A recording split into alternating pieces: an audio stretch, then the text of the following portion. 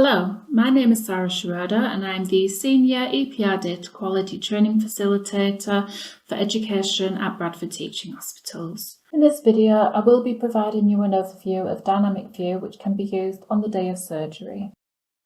All SOPs for this process can be found via the EPR SOPs desktop icon once you've double-clicked onto the icon and navigated through to the appropriate trust. You can either locate the appropriate SOP by going into the applicable section, or you can do a document quick search located at the top of the screen. All titles for the SOPs covered within this video will be provided in the description box below, as well as timestamps if you wish to skip to this section.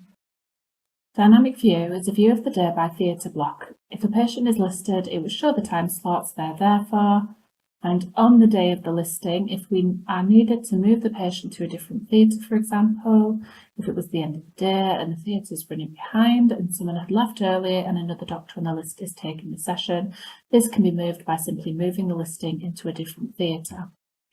If the orders required changing, this would need to be done by the secretary prior to the day. This would be done by Chatbook. Alternatively, the patient has a latex allergy and must go first on the day. This can also be changed via Chatbook prior to the day of the listing. If this scenario was to happen on the day where the patient needs to be first, this can be done as previously demonstrated by simply dragging the listing to an earlier time slot. Additionally, if this change also requires the need to move other listings, this can be done by using the radio buttons, Move Case and all subsequent to follow cases, Reorder Case within this room, Insert this case and bump subsequent to follow cases.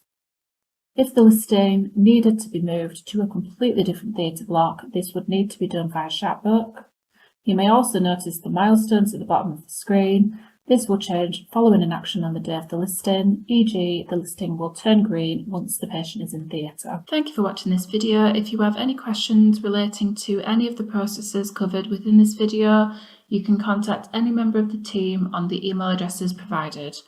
Alternatively, you can email epr.dqtraining@bthft.nhs.uk.